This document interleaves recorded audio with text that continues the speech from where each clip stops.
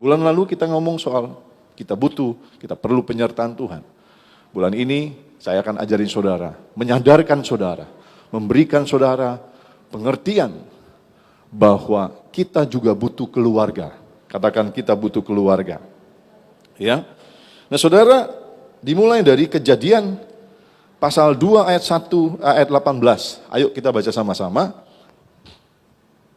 Kejadian pasal 2 ayat 18. Ada di sana. Yuk kita baca. 2, 3. Tuhan Allah berfirman, tidak baik kalau manusia itu seorang diri saja. Aku akan menjadikan penolong baginya yang sepadan dengan dia. Nah, kalau saudara ingat ini kisah Kejadian di awal-awal tentang penciptaan manusia. Ketika Adam sudah dijadikan oleh Tuhan dari debu tanah, jadi Adam, lalu Tuhan lihat Adam sendirian, saudara. Tuhan bilang sama Adam, ya, Allah berfirman, ya, kepada siapa? Kepada manusia. Tidak baik manusia itu seorang diri saja. Aku, kata Tuhan, ya, akan menjadikan penolong baginya. Bagi siapa? Bagi Adam, ya, bagi Adam. Sepadan itu sama. Makanya manusia itu dijadikan Tuhan seorang penolong, manusia juga, saudara. Ya, manusia juga, namanya Hawa, saudara. Nah, saya agak geser dikit dari temanya. Waktu itu penciptaan sudah selesai, karena manusia diciptakan pada hari ke-6, sesi terakhir. Kalau saudara baca Kejadian, penciptaan hari pertama, 2, 3, Tuhan ciptakan cakrawala, matahari, bintang, laut, semua binatang-binatang. Lalu pada sesi terakhir di hari ke-6, Tuhan ciptakan manusia. Baru hari ke-7 Tuhan beristirahat. Kenapa sesi terakhir? Tuhan baik. Setelah semua diciptakan manusia. Kenapa? Kenapa enggak di hari pertama? Enggak. Semua sudah Tuhan sediakan, baru Tuhan ciptakan manusia supaya kita bisa menikmati semua yang Tuhan sediakan. Tepuk tangan buat Tuhan. Tuhan baik, rancangan Tuhan itu ajaib buat saudara dan saya. Tuhan sayang kita, anak-anaknya, umatnya. Nah, waktu Adam sudah ada, Tuhan bilang gak baik kalau Adam ini sendirian. Aku akan menjadikan seorang penolong, memberikan seorang penolong yang sepadan. Kata sepadan itu seimbang, yang pantas, sesuai. Tuhan jadikan Hawa seorang wanita. Tuhan gak jodohkan Adam dengan monyet, enggak. Tuhan enggak jodohkan Adam dengan anjing, enggak. Tuhan enggak jodohkan Adam dengan gajah, enggak. Tapi Tuhan bikin yang sepadan, yaitu Hawa. Nah, saudara juga perlu perhatikan, Adam itu, ini juga bicara keluarga sebenarnya ya. Adam itu disandingkan dengan Hawa, seorang perempuan. Katakan, Adam disandingkan dengan Hawa, seorang perempuan. Bilang seorang perempuan. Perempuan, bukan disandingkan dengan si Tony atau si Johan, bukan. Adam disandingkan dengan Hawa, seorang perempuan. Bukan dengan Johan, bukan dengan Herman, Anton, bukan. Artinya pernikahan itu antara satu orang laki-laki dengan seorang perempuan. Itu pernikahan yang benar di mata Tuhan. Pak, di Amerika, bahkan di Asia dan negara maju, sudah melegalkan pernikahan sejenis. Itu sesat. Jangan pernah ikut gereja seperti itu. Tuhan tidak pernah mengizinkan, matiin Ferdi, Tuhan tidak pernah mengizinkan pernikahan sejenis. Tuhan juga tidak pernah mengizinkan Anton dikasih Lucy sama Hawa, gak pernah. Atau dikasih 3, Lucy, Santi, Hawa, gak pernah, saudara. Adam dengan Hawa, satu laki-laki sama satu perempuan. Karena itu dalam kekristenan tidak boleh ada istri 2, 3, 4. Oh, yang lain boleh, urusan situlah. Kita nggak urusin. Kalau saudara dengar, ikut saya dari Tembesi, bahkan kekristenan memang begitu seharusnya. Kalau saudara ikut saya dari Tembesi sampai hari ini, saya nggak pernah ngomongin agama lain, kepercayaan lain. Itu urusan mereka. Mari kita fokus dengan kitab suci kita. Amin. Tanpa kita mau urusin, menjelekkan yang lain. Nggak perlu, saudara. Kita dijelekkan urusan mereka. Kita fokus aja membangun hidup rohani kita berdasarkan pengajaran firman. Setuju? Amin? Oke. Nah, saudara, Tuhan akhirnya memberikan seorang penolong bagi Adam yang namanya Hawa yang dikatakan sepadan. Nah, perhatikan saudara, kalimat awalnya, tidak baik kalau manusia itu seorang diri saja. Siapa yang lebih tahu tentang kehidupan? Tuhan. Karena dialah yang menciptakan kita. Betul? Dia Alfa dan Omega. Dia tahu segala sesuatunya. Dia tahu bahwa tidak baik kalau manusia itu seorang diri saja. Nah, dari kalimat ini menegaskan bahwa saudara dan saya juga tidak baik kalau kita itu hidupnya sendiri-sendiri, menyendiri, tidak mau gaul. Ya, jadi konteks sendiri atau menyendiri itu adalah tidak mau menjadi bagian dari keluarga Allah. Tidak mau masuk dalam komunitas keluarga. Saya pernah ngajarin dari buku The Purpose Driven Life. Rick Warren bilang ada 5 tujuan hidup manusia. Yang pertama, dia diciptakan untuk menyembah Tuhan, untuk menyenangkan hati Tuhan. Yang kedua, dia diciptakan untuk menjadi bagian dari keluarga Allah. Bayangin, itu yang kedua. Kalau bicara urutan berarti cukup penting, bahkan penting. Setelah kita diciptakan untuk menyembah Tuhan, menyenangkan hati Tuhan, kita ini memang diciptakan untuk menjadi bagian dari keluarga Allah. Jadi orang Kristen itu harus punya komunitas keluarga rohani. Jangan jadi orang Kristen yang suka menyendiri. Aku gak maulah kumpul-kumpul sama orang gereja. Banyak gosip, banyak ini. Yang gak gitu saudara. Tetap aja gaul. Kalau ada yang gosip, biarin urusan dia. Yang penting aku gak gosip. Betul gak? Manusia itu penuh dengan dosa, penuh dengan kesalahan, kelemahan dalam kehidupan. Tapi bukan berarti kita menghindari komunitas. Betul gak? Kalau gitu, tinggal di hutan aja. Gak gitu saudara. Berkomunitaslah, bergabunglah, bangun hubungan yang erat. Nah, dari sini Tuhan mau kita sadar bahwa tidak baik kalau kita hidup menyendiri atau tidak mau bergaul dengan orang lain sebagai keluarga.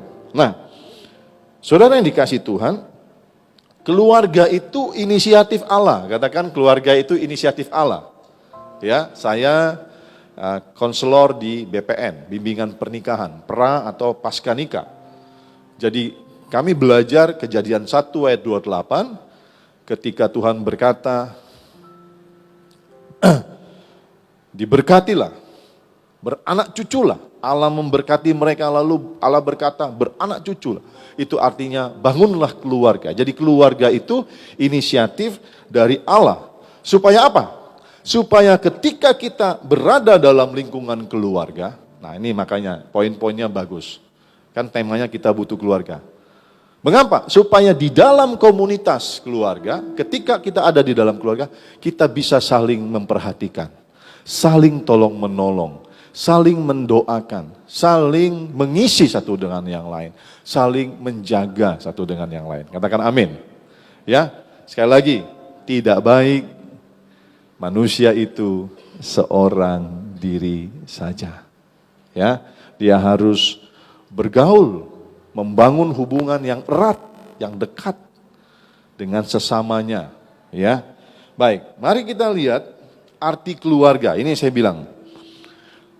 Apa sih arti keluarga? Keluarga itu artinya sekelompok orang, pasti lebih dari satu. Bisa 2, bisa 3, bisa 100, 1000, 10.000, dan tidak terhitung. Apa arti keluarga? Sekelompok orang yang memiliki hubungan yang erat. Katakan hubungan erat. Nah ini kuncinya saudara, hubungan yang erat. Satu dengan yang lain berdasarkan hubungan darah, suku, agama, ras, dan lain-lain. Tapi ini kuncinya. Hubungan yang erat. Kita nggak mungkin merasa bersaudara dengan seseorang atau sekelompok orang kalau kita nggak punya hubungan yang erat. Nggak mungkin. Nggak mungkin. Makanya saya bilang di gereja, ayo sering ketemu. Karena waktu kita sering ketemu, kita ngobrol, kita berinteraksi, kita kenal dia, bukan cuma dari lihat saja, sehingga kita bisa merasa, orangnya baik ya, orangnya tulus ya, orangnya begini, dan kita punya impresi yang baik, sehingga kalau kita sering ketemu, kita merasakan, ini keluargaku. Tapi saudara bisa saja berjemaat di sini 10 tahun, 20 tahun kalau gereja ini masih ada, tapi saudara nggak akan pernah merasa ini keluarga saudara, kalau saudara datang ke gereja, lalu saudara pulang. Saudara tidak mau masuk dalam komsel-komsel, dalam kul-kul yang ada. Saudara merasa aku nggak perlu, cuman minggu pulang. 10 tahun saudara bergereja, 20 tahun, saudara tetap aja merasa sebagai tamu di tempat ini. Makanya kami, saya dan seluruh merindukan, ayo ini gereja keluarga, ayo jadi bagian keluarga di sini. Dan saya pakai satu tawar-menawar sebenarnya untuk kebaikan saudara. Kalau saudara mau dapatkan fasilitas pelayanan gereja, ayo jadi keluarga, ikut komsel. Kalau saudara baru datang, baru gabung 1 minggu, 2 minggu, langsung ikut komsel, pasti saudara akan ngerasa sebagai keluarga di tempat ini, gak ngerasa tamu. Pasti deh, coba deh yang belum ikut komsel, ikut komsel. Di komselnya saudara merasa inilah keluargaku. Dan saudara kalau datang ke gereja walaupun gak kenal semua tapi udah ikut komsel, pasti itu saudara merasa gak asing di rumah ini. Saya produk komsel dari 27 tahun lalu. Karena itu ikut komsel saudara. Sekali lagi, kalau saudara hanya datang dan pergi tanpa mau bergaul, tanpa punya hubungan yang erat satu dengan yang lain, saudara tetap tidak akan merasakan bahwa ini keluarga saudara. Tetap saudara akan merasa tamu. Jadi keluarga itu, ini dasarnya hubungan yang erat satu dengan yang lain. Ya, dan hubungan itu tidak bisa terjadi sendirinya. Harus inisiatif dari kita. Harus kita bangun, kita tingkatkan dan kita pertahankan. Saya dulu kenal Pak Sem begitu-gitu saja. Waktu saya masih di Tembesi, Pak Sem waktu itu datang. Ini contoh Pak Sem ya. Siapa sih di Batam gak kenal Pak Sem? Terkenal Pak Sem. Pak Sem bantu saya waktu itu ada Yosafat. Ya kenal begitu aja. Apakah saya merasa keluarga dengan Pak Sem? Belum. Karena cuman begitu aja. Kenal-kenal, oh dia orang Kristen, dia pelayan Tuhan, aktivis, Pak Sem juga dengan yang saya begitu. Tapi beda sekarang. Ketika Pak Sem berkata, Pak saya gabung ya di gereja ya. Dan Pak Sem sering ketemu saya, kami sama-sama melayani di tempat ini. Sering ketemu. Saya merasa Pak Sem sekarang sama Ibu bagian dari keluarga saya. Begitu juga saya harap Pak Sem dengan saya. Karena kami sering ketemu, sering bergaul, cerita. Saudara. Amin. Saya percaya juga di sini, saudara yang duduk di sini hari ini, ada yang masih merasa bahwa saya bukan keluarga saudara. Dan jujur juga, saya juga merasa demikian. Saya cuma merasa saudara, ya mungkin simpatisan lah jemaat di sini, belum ngerasa keluarga saya. Karena kita jarang ketemu, saudara begitu pulang, jarang kontak saya dan sebagainya. Makanya hubungan itu harus hubungan yang erat, katakan yang erat. Baru kita bisa ngerasa sebagai keluarga. Amin. Ya, saya ulangi, keluarga adalah sekelompok orang yang memiliki hubungan yang erat satu dengan yang lain berdasarkan darah, suku, agama, ras, dan lain-lain. Nah, saya jelasin buat saudara ya. Jelas kalau hubungan itu berdasarkan darah, ayah, ibu, orang tua, anak, saudara, sepupu, itu keluarga. Nah, bagaimana mereka merasa dekat? Karena ya mulai dari lahir ya kumpul terus di rumah, betul nggak? Dekat saudara, dekat. Saudara, kalau berdasarkan suku, nah biasanya juga dekat.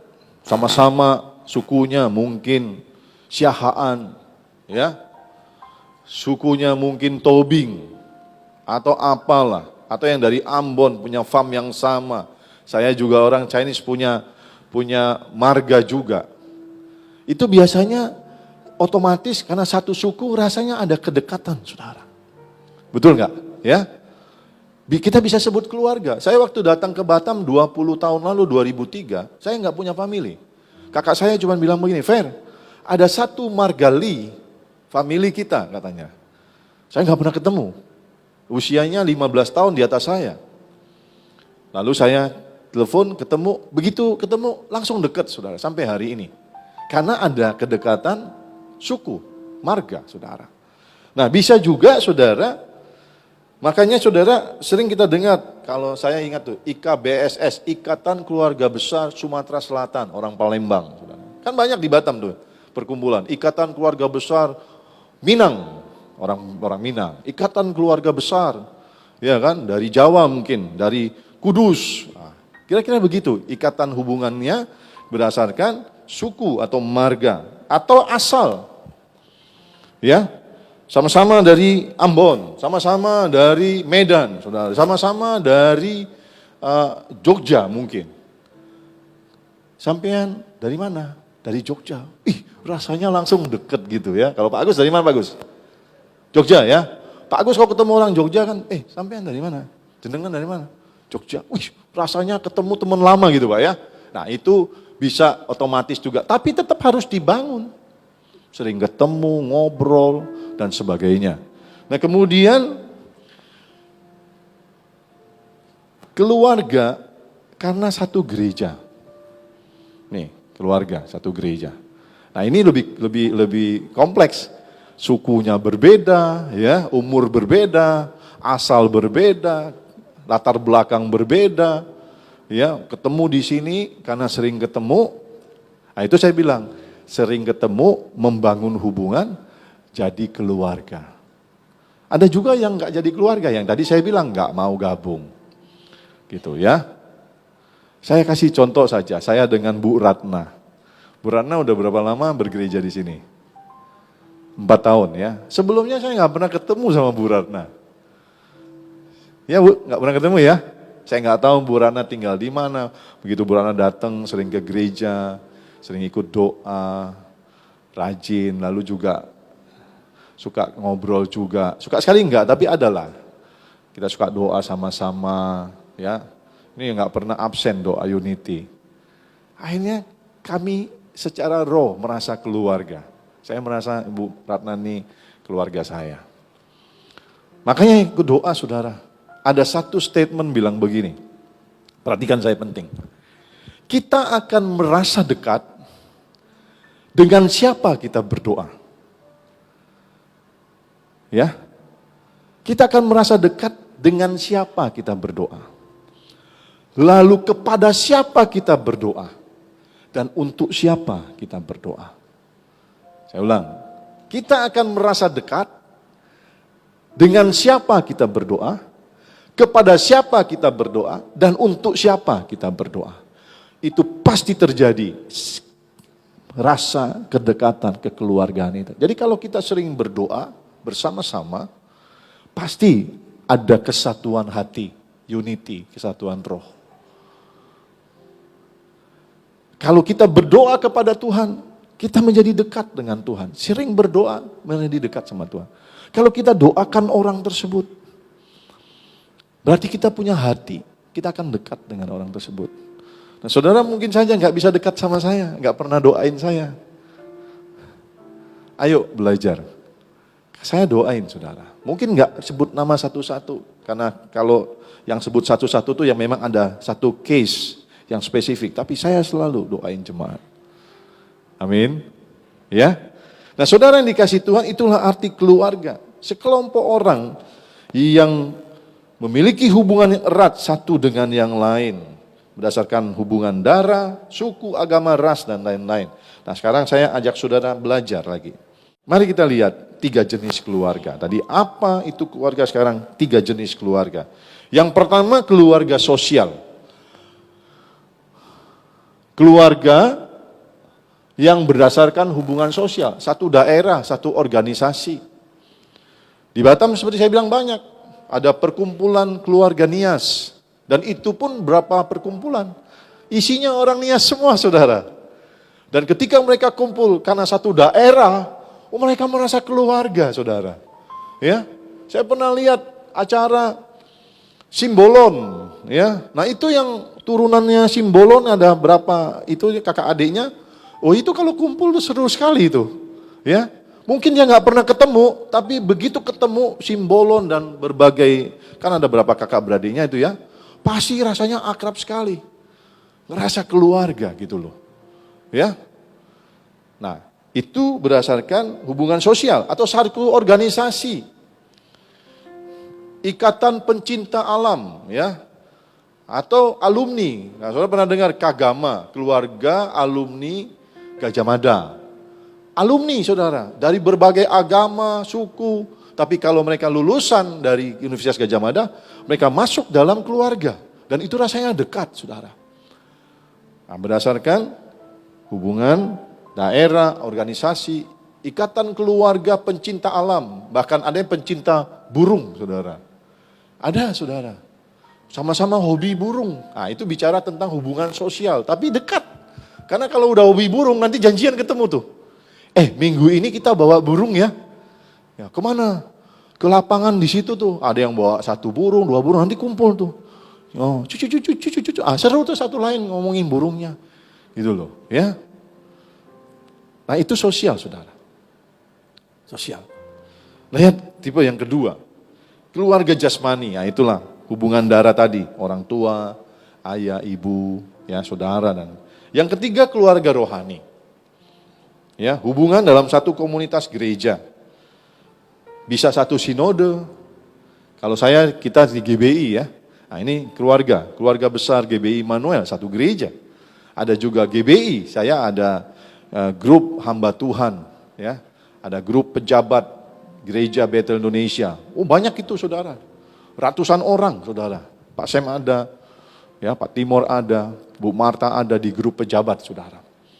Walaupun jarang ketemu, tapi kalau udah masuk di grup, kita anggap saudara. Satu keluarga rohani saudara. Nah ini 3 bentuk atau 3 jenis keluarga. Dan saya mau bilang, kita butuh semua jenis ini. Kita bentuk semua keluarga-keluarga ini.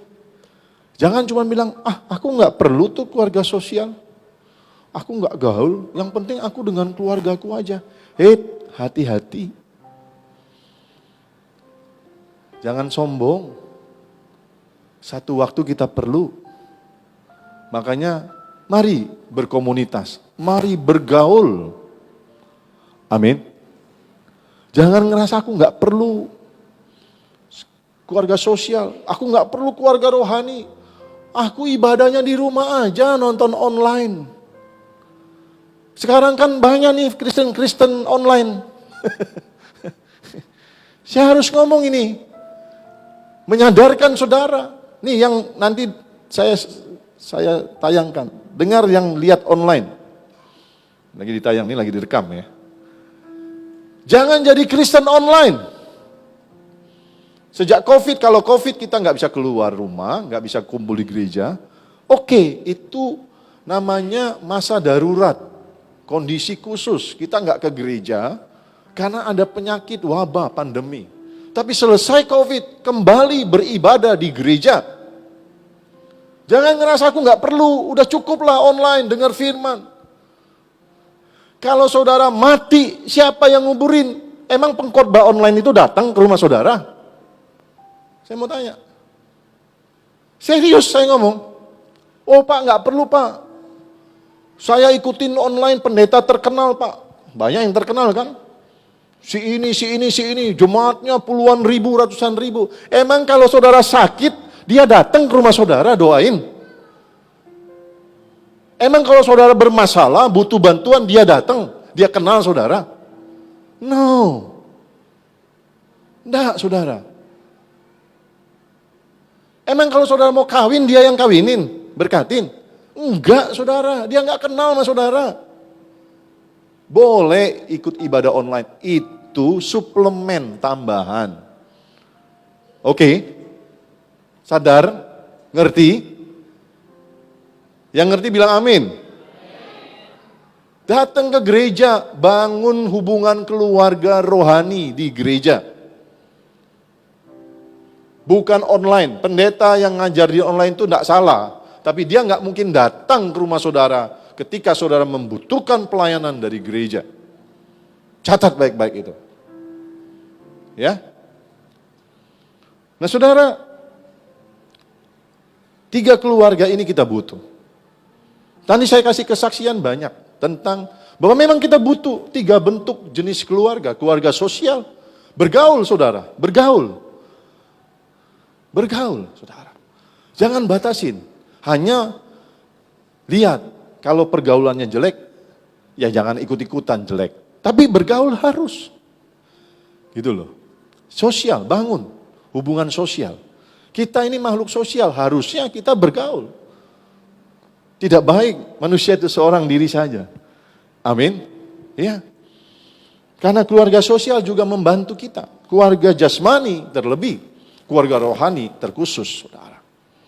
Nah, saya kasih kesaksian banyak, saudara. Sama-sama saudara tahu, tanggal 6 saya mau pulang ke Batam dari Jakarta. Habis liburan tahun baru, karena mama mertua saya juga meninggal. Waktu mama mertua saya meninggal, itu famili semua. Karena keluarga besar mama tuh banyak sekali. Dari papa datang, papa mertua saya, papa Bude itu 8 saudara, mamanya 8 saudara, 1-2 udah meninggal. Tapi waktu mama meninggal, sepupu, ponakan banyak datang. Itu semua yang bantu famili. Saya bilang sama Bu Dewi, Bu Dewi itu saudaranya 4. Wah, kalau nggak dibantu famili, nggak sanggup. Karena banyak sekali yang datang, saudara. Mama udah umur 80, bergaul, dikenal, disayang orang banyak datang. Kita nggak sanggup melayani satu persatu. Famili-famili yang ini kita layani ngobrol, yang famili lain-lain. Terus bantu konsumsinya, saudara. Pesan ini, pesan itu, urus ini, urus. Semua saudara. Secara jasmani, keluarga jasmani. Nah keluarga rohani juga bantu, saudara. Bu Dewi tanya saya, Pi, bisa enggak dari Pak Sam, rayon kita 1B, melayani penghiburan? Bisa, saya bilang, pasti bisa. Saya ingat, ada juga pendeta di rayon yang sama. Kita di rayon 1B, Puri Indah, Jakarta. Pak Suhana namanya. Saya bilang sama Bu Dewi, saya telepon Pak Suhana. Siapa Pak Suhana ini? Dia pendeta di Jakarta, daerah Pademangan. Beberapa waktu lalu, waktu pandemi, saya tolongin dia. Saya dapat telepon dari Pak Aning, bilang, Fer, itu ada pendoanya Pak Suhana, anaknya meninggal di Batam, mendadak kena serangan jantung, umur 47 laki-laki. Udah jam 12, hampir. Sibuk saya telepon-teleponan, saudara. Akhirnya ada temennya saya telepon, dibawa ke rumah duka, saya yang urus, di Yayasan Marturia, Pak Agus. Pak Agus yang urus, Gus, ada yang meninggal nih, tolong bantu, dia sekarang di rumah sakit Budi Kemuliaan, diurus ke yayasan.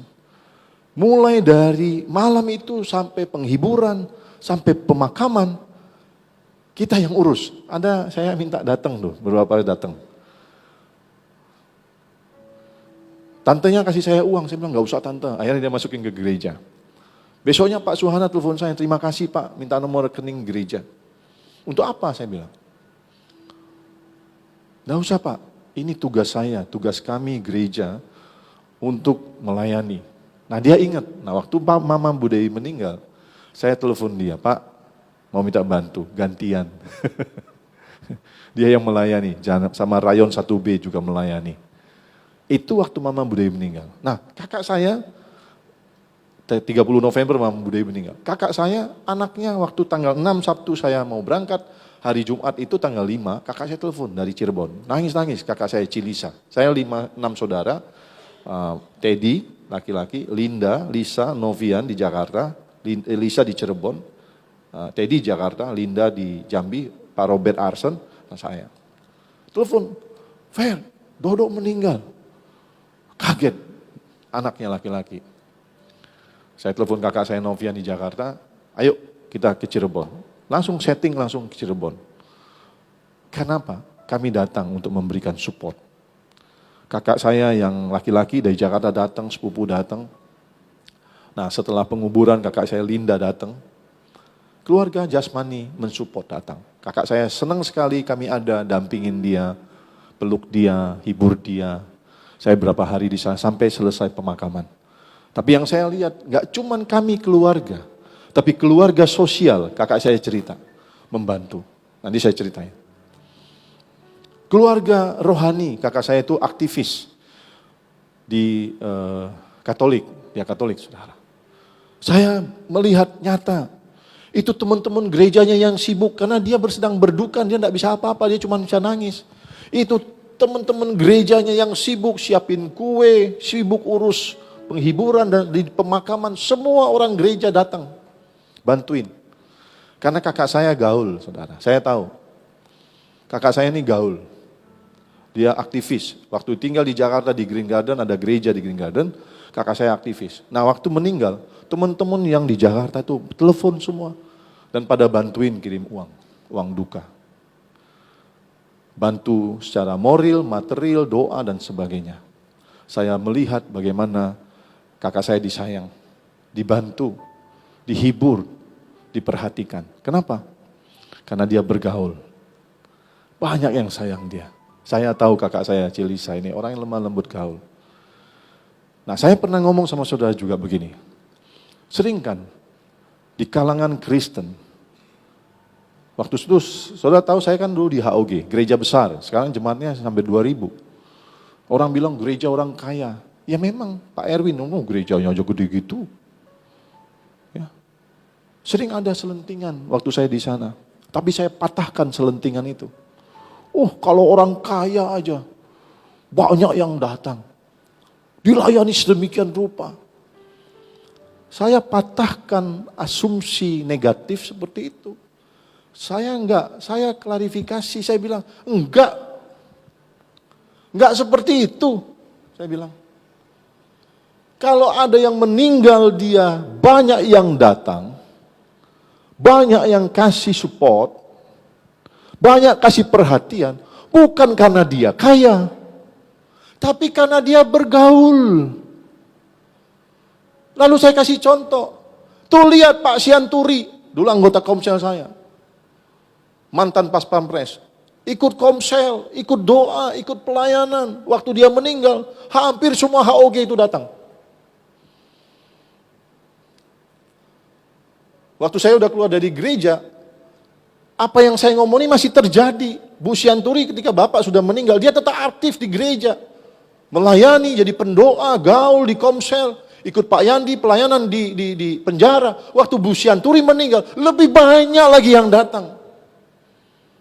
Jadi saya mau kasih tahu saudara, kalau kita ini semasa kita hidup gak peduli sama orang, kita gak mau gaul, gak pernah mau bangun hubungan sama orang, jangan salahkan kalau mati gak ada yang mau datang. Betul nggak saya ngomong?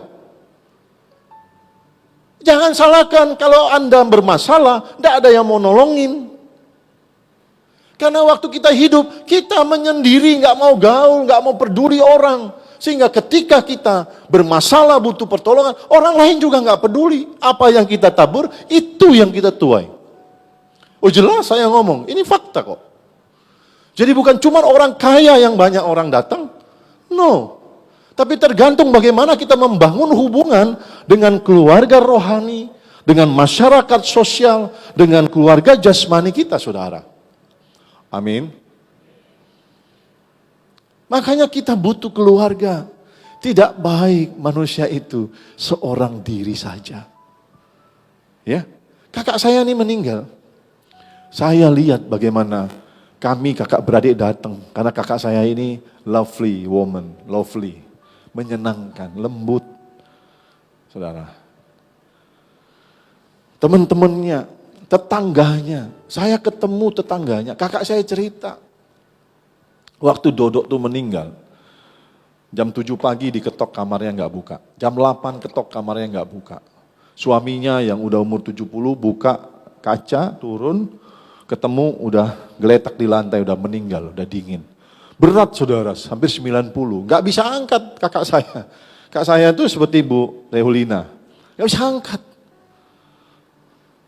Suami gak bisa angkat karena berat, saudara. Tetangga-tetangga yang baik memang karena si Dodok juga gaul, saudara. Pulang kerja, nongkrong di pos security, beli Coca-Cola, beli makan, ngobrol. Jadi semua tetangga-tetangga, teman-teman yang muda-muda juga datang, saudara. Dibantuin angkat ke kasur, dibantuin angkat ke ambulan. Coba gak ada tetangga, siapa yang mau angkat? Bisa angkat sendiri? Gak bisa, saudara. Teman-teman gereja bantuin, karena dia gak pernah pengalaman, ada yang meninggal gimana ngurusin. Kalau saya pengalaman, waktu di AHOG, saya yang banyak ngurusin orang meninggal. Saya tahu kalau ada yang meninggal, apa yang harus saya lakukan. Tahu saya. Saya banyak pengalaman ngurusin mama saya, masuk rumah sakit, dikirim ke Jakarta, masuk rumah sakit ngurus, saya pengalaman. Tapi ada orang gak pernah ngalamin. Siapa yang bantu? Tetangga, keluarga sosial, teman-teman, keluarga di gereja yang bantuin. Karena itu saya mau bilang sekali lagi, kita butuh keluarga. Amin? Ayo sama saya bilang, angkat tangannya. Bilang, saya butuh keluarga. Ya, saya butuh keluarga sosial, tetangga, perkumpulan komunitas, ya dekat rumah, kemudian keluarga jasmani juga kita bangun hubungan dengan sepupu, om, tante, ya. Dengan keluarga di gereja. Kalau saudara nggak gaul di sini, saudara sakit, siapa yang mau peduli? Apalagi saudara nggak pernah peduli juga sama yang lain kalau sakit. Jelas. Jadi jangan salahkan. Kalau sakit nggak ada yang datang.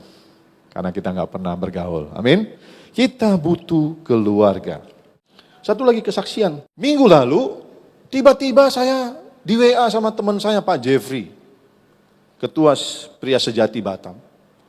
B, kita mau jemput Pak Sunarto loh. Dia bawa kakaknya ke Johor, laki-laki. Berobat, meninggal di sana. Lalu bawa ke Batam, nanti di Harbor B, bawa ke Sekupang, mau ke Moro. Jam berapa? Kira-kira jam 2, dia bilang. Waduh. Nah, akhirnya saya telepon Pak Timur, Mas Timur tolong gantiin saya deh. Saya pasti nanti gak konsen. Makanya, nah saya mau cerita ini. Pak Sunarto ini dia bawa kakaknya meninggal. Nah, lalu bagaimana? Dia hubungin teman-teman CMN. Kami suka ketemu saudara. Kami hari Jumat biasanya ada doa. Ini pria-pria sejati, ini Pak Sunarto. Ini Pastor Bungsu, teman di Jakarta nih. Ini teman-teman di Batam. Akhirnya karena dia di Johor, dia nggak bisa siapin dong yang di Batam. Teman-teman yang di Batam yang siapin petinya, pesan petinya, ambulan dan semua. Keluarga yang di Moro siapin, yang di Moro. Jadi butuh apa? Butuh teman keluarga rohani. Amin. Butuh juga keluarga jasmani kakak adik. Bisa nggak Pak Sunarto urus semua sendiri dari Johor? Gak bisa saudara. Akhirnya sampai di Batam kami jemput. Lalu dibawa ke Sekupang, ini di Sekupang, ada banyak fotonya, ini di Sekupang. Lalu sampai penguburan, saudara. Teman-teman mendampingi, saya bilang saya nggak bisa ikut, sebenarnya saya mau pergi, karena Seninnya Bu Dewi operasi amandel. Saya nggak bisa ikut, saudara. Nah, dari cerita ini saya mau kasih tahu sama saudara, bahwa kita butuh keluarga. Kita butuh keluarga jasmani, rohani, maupun keluarga dalam komunitas sosial. Kita tidak bisa hidup sendiri. Amin. Ya, kita tidak bisa hidup sendiri. Kita butuh keluarga yang menolong kita waktu kita susah, waktu kita membutuhkan sesuatu. Bukan orang di luar sana. Yang menolong kita keluarga. Karena keluarga ini waktu levelnya keluarga, perhatikan saya nih. Waktu levelnya masuk dalam level keluarga, berarti mereka atau kita saling mengasihi. Siapa yang mau bantu kita? Orang yang mengasihi kita. Mungkin bukan saudara secara darah, secara daging, bukan kakak adik, bukan famili satu marga, tapi satu gereja, keluarga gereja, tapi ada kasih di situ. Kita saling menolong. Saudara punya teman 1.000 orang yang saudara kenal. Tidak semuanya mau membantu saudara. Tidak semuanya rela membantu saudara. Karena semuanya mungkin berteman tapi tidak masuk kategori keluarga. Hanya orang yang masuk kategori keluarga yang bisa menolong kita. Karena dari keluarga itu dasarnya kasih. Amin. Dari kisah ini kita harus sadar. Kita tidak bisa hidup sendiri. Kita butuh keluarga. Keluargalah yang siap, mau, rela menolong kita. Mulai dari lahir sampai mati, kita butuh keluarga. Ayo Yuni waktu lahir, pasti ada mama datang. Atau saudara bantu. Kamu masih sakit, mau jalannya susah. Normal ya, lahir normal. Operasi sesar, iya sakit juga. Yang normal juga rasain sakit.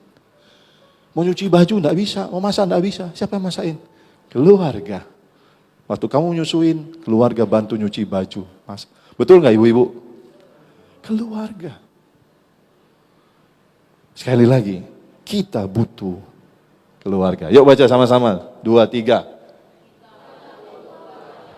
Tuh, ya, tepuk tangan buat Tuhan.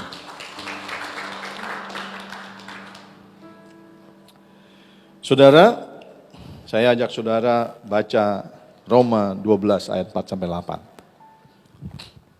Agak panjang, tapi saya berdoa saudara dibukakan, mengerti. Karena kalau masak nasi goreng, ini nasi goreng buat jemaat sendiri itu pasti komplit, spesial ya, banyak lengkap gitu loh.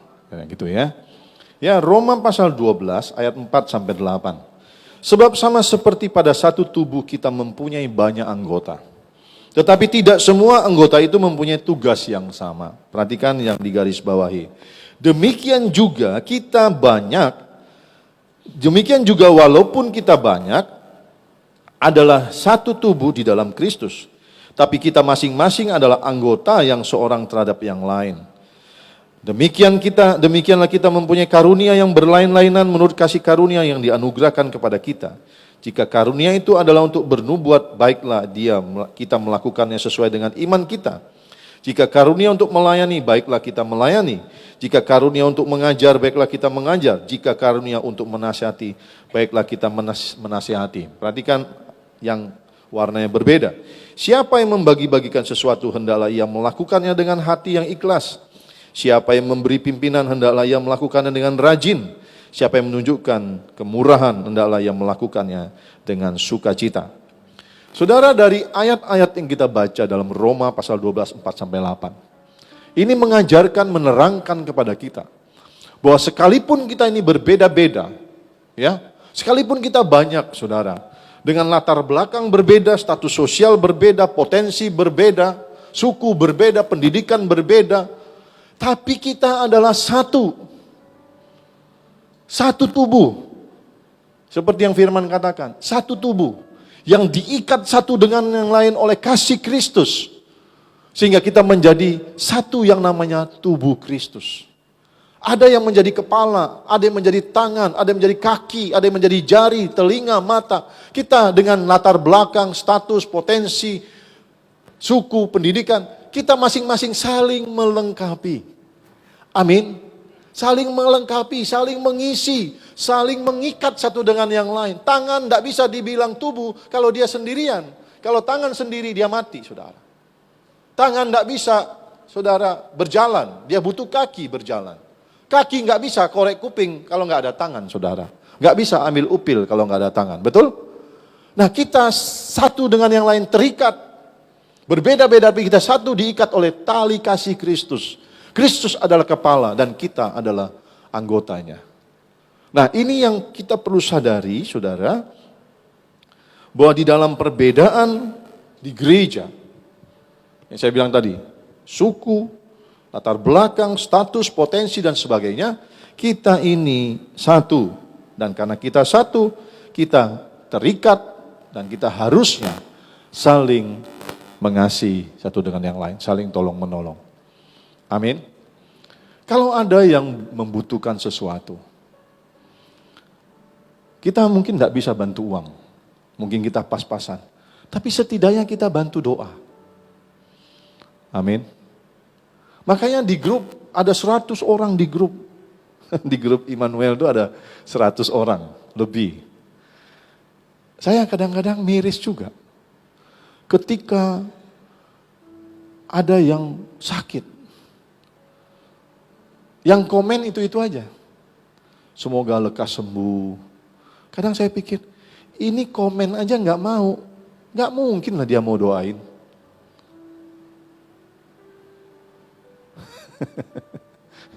Komen aja nggak mau. Susah mungkin untuk doain.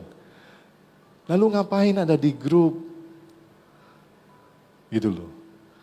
Ayo saya menggugah hati saudara. Kalau ada yang sakit tunjukkanlah empati saudara. Lekas sembuh ya.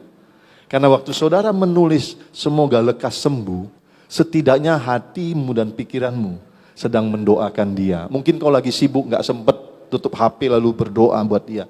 Oke lah, tapi setidaknya waktu engkau komen semoga lekas sembuh ya. Itu saudara ada sedikit andil lah mendoakan yang sakit itu saudara. Setuju? Jadi yang suka silent nih ya, silent member nih, anggota pasif ini, ayolah berubah ya. Oke? Amin? Ya. Nah saya ingin bawa saudara tadi keluarga, ada 3 sosial, jasmani, rohani. Saya ingin bawa saudara lebih dalam lagi. Karena kita bicara di gereja. Kalau bicara keluarga jasmani nanti, wah itu kompleks sekali, panjang, bersesi-sesi.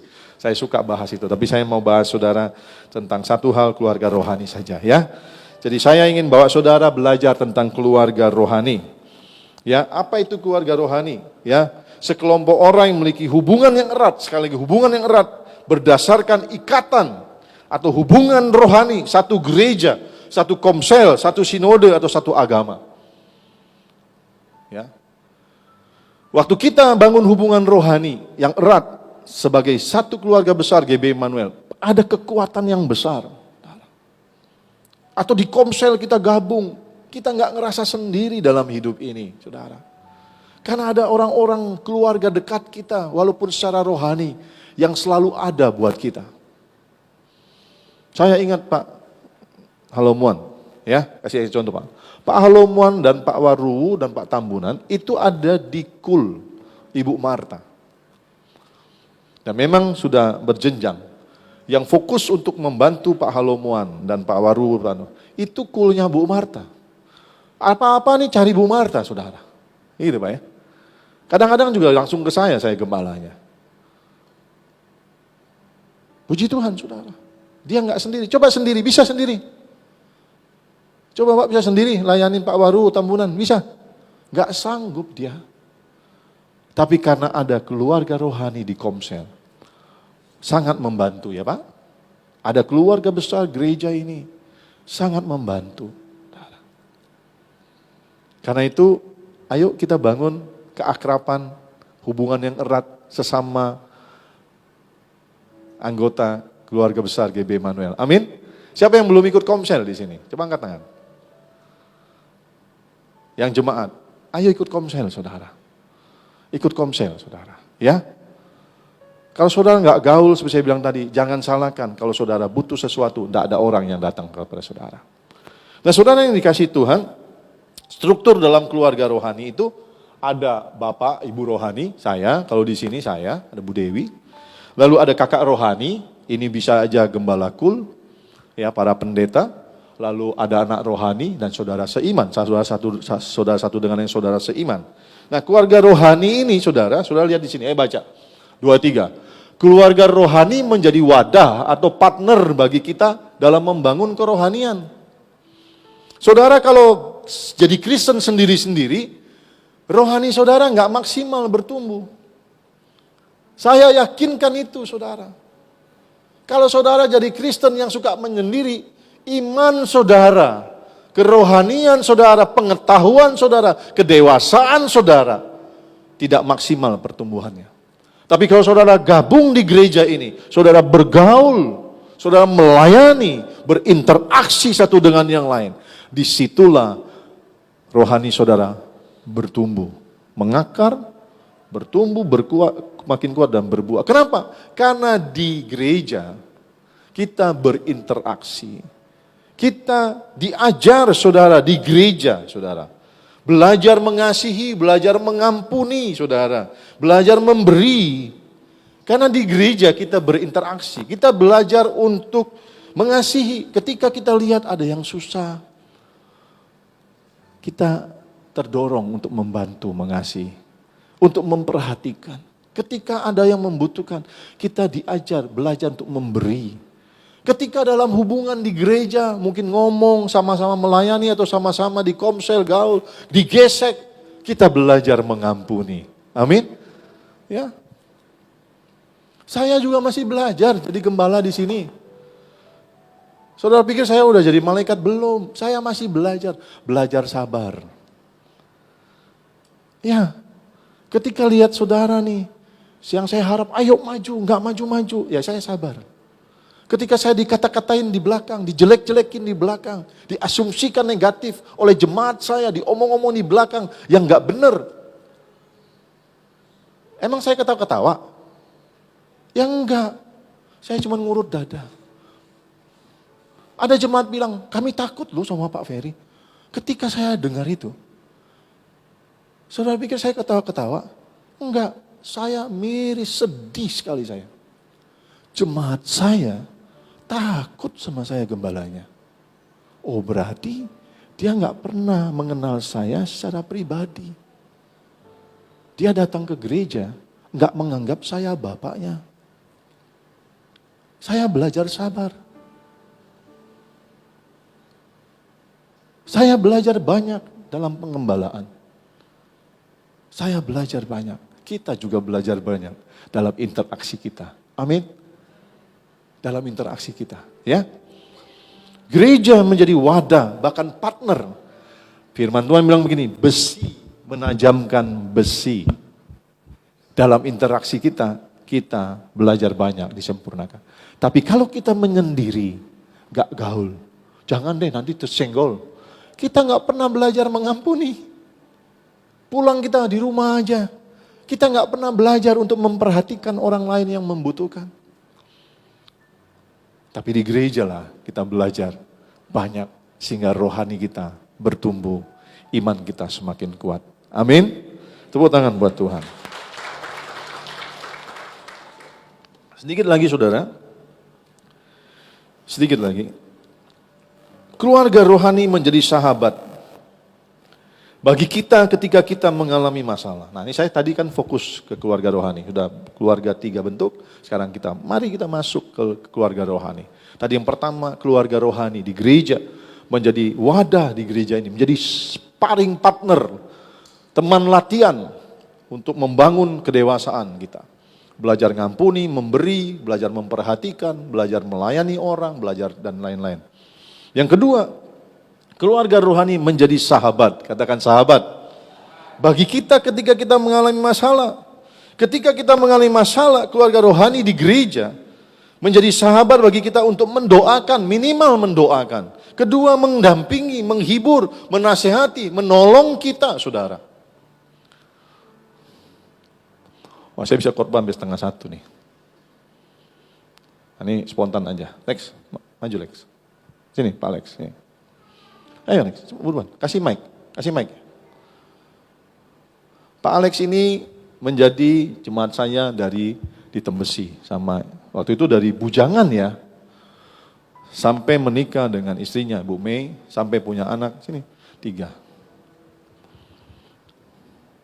Mengapa Pak Alex dari Tembesi, sempat Pak Alex balik ke Medan, lalu balik lagi ke Batam, lalu ketika mendengar, ini bukan bicara saya ya, ini bicara gereja ya Lex ya, jangan ngomong saya ya. Nah, karena kalau ngomongin saya seolah-olah saya meninggikan diri saya, enggak. Saya cuma bilang sama Alex, mau nanya. Ketika tahu saya buka di sini, Pak Alex langsung gabung sama keluarganya. Nah saya mau tanya, apa alasannya Lex? Alasan saya pribadi, Pak Ferry itu adalah keluarga saya dan juga Bapak rohani saya. Apa yang pernah Alex ngalamin ketika sedang bermasalah, membutuhkan sesuatu? Di saat saya lagi susah, di saat lagi istri saya sakit, saya panggil bapak saya. Bapak rohani saya, Pak Ferry. Ya. Alex, menurut saya pasti setuju. Ada pengalaman-pengalaman Alex, saya panggil Alex saja ya, saudara panggil Pak Alex ya, nah anak saya. Ada pengalaman-pengalaman Pak Alex sama saya, sama gereja, yang dia nggak mungkin lupakan. Saya nggak apa-apa cerita sedikit ya. Waktu Grace itu di kandungan istrinya Pak Alex, Grace. Ibu May itu ngalamin usus buntu, saudara. Usus buntu. Dilema kan, usus buntu harus operasi. Nggak operasi bisa mati, saudara. Pecah mati, saudara. Sementara ada bayi. Nah, waktu itu kritis banget ya. Pak Alex tuh bawa ke sini, Embung Fatimah. Tapi nggak dilayani dengan baik waktu itu. Dibawa sama Pak Alex ke Harapan Bunda. Tanpa booking dulu, kan BPJS ya. Tanpa booking dulu. Ditolak, bilang penuh. Saya bilang, coba bawa ke Budi Kemuliaan. Dibawa ke Budi Kemuliaan. Ditolak juga ya. Akhirnya saya bilang begini, udah Lex, kalau BPJS tolak, kamu bawa ke Harapan Bunda lagi, atau ke rumah sakit mana saja. Kalau ditolak BPJS, masukkan saja. Nanti gereja bayar. Itu final decision saya sebagai seorang gembala. Karena ini bicara nyawa. Ya, Lex ya. Kamu masukin saja, kalau memang tidak diterima, masukin gereja bayar. Dia nggak mau dengar. Dia bawa pulang, saudara. Saya geleng-geleng, apalah nih Alex, bawa pulang. Akhirnya dimasukin di otorita. Saya bilang sama Alex, itu hari Minggu tuh, itu malam Minggu ya. Lex, kabarin Bapak ya, kamu perlu apa aja dari gereja, gereja pasti bantu. Gak apa saya cerita ya. Habis gereja saya dapat kabar dari Alex, Pak, memang udah masuk Pak BPJS, tapi obat mesti beli sendiri, sekian juta, cukup besar. Dan gereja bantu, sampai puji Tuhan, Tuhan turun tangan semuanya. Itu operasi sebenarnya nggak boleh anak di dalam perut, operasi bius. Akhirnya Grace lahir dengan sehat, selamat, dan bisa lihat lari-lari. Tepuk tangan buat Tuhan. Terima kasih, Alex. Terima kasih. Ya. Kenapa Alex ada di sini? Karena dia ngerasa ini keluarga. Dia tahu ada keluarga, ada bapak rohani, ibu rohani, ada saudara-saudara rohani yang selalu siap. Nah, itulah fungsi gereja. Keluarga rohani, itulah fungsi saudara dan saya, kita semua satu dengan yang lain. Katakan satu dengan yang lain. Kita siap membantu, kita siap mendoakan, kita siap menolong, kita siap memberi semampu kita, sekuat tenaga kita. Kita tidak bisa bantu uang, bantu, doain, beri penghiburan, jenguk saudara. Dampingin. Gereja menjadi sahabat bagi kita ketika mengalami masalah, saudara. Saudara ingat, mulai dari lahir, saya tulis itu. Mulai dari lahir sampai mati, meninggal. Kita butuh keluarga, termasuk keluarga rohani. Karena keluarga lah yang mengasihi kita dan siap bantu kita. Ingat saudara-saudara, ingat baik-baik ya. Ingat baik-baik. Jangan pernah berpikir atau merasa hidup saudara akan selalu baik-baik saja. Saudara nggak perlu orang lain, nggak perlu tetangga, nggak perlu komunitas, nggak perlu kakak adik, nggak perlu gereja. Saya bisa. Salah, hati-hati. Hati-hati. Saya sering kali kasih tahu. Saudara yang berjemaat di sini, hati-hati. Saudara mulai dari lahir pasti perlu gereja, perlu hamba Tuhan, perlu saudara-saudara seiman, saudara. Kita butuh gereja. Lahir penyerahan anak, pasti butuh hamba Tuhan. Pasti nanti di sekolah diminta, jemaat mana? Baptis diminta. Mau nikah, diminta. Gereja akan keluarkan surat. Gereja yang baptis, gereja yang konseling, gereja yang keluarkan buku pernikahan. Saudara mati, siapa yang nguburin? Saudara bisa nguburin sendiri. Oh, enggak perlu Pak, saya ada kakak beradik yang bantu angkatin. Yang angkatin iya mungkin kakak beradik. Bisa nguburin sendiri. Saya ngomong agak tegas nih. Gak bisa toh. Saudara perlu gereja, makanya gaul di gereja. Jadi keluarga. Itu yang saya minta, jadi keluarga. Yuk masuk di komsel, ikut doa bareng. Jangan sampai waktu saudara perlu, saya tolak. Nah ini saya tegas saja. Bukan saya kejam, bukan. Saya sedang mengajarkan saudara jadi Kristen yang dewasa. Jangan cuma mau berharap minta. Tapi bergaul, nyampur, gabung. Jadi keluarga. Amin. Amin. Ya, jadi keluarga. Kalau enggak keluarga, kami enggak mau layanin. Gereja ini gereja keluarga. Saya sudah bilang, gereja ini gereja keluarga. Kalau saudara cuma jadi simpatisan di sini, saudara enggak dapat pelayanan dari gereja. Enggak dapat. Karena saudara enggak mau komitmen. Tapi kalau saudara jemaat di sini, jadi keluarga, saya janji depan Tuhan, depan saudara. Dan saya sudah buktikan selama saya jadi gembala.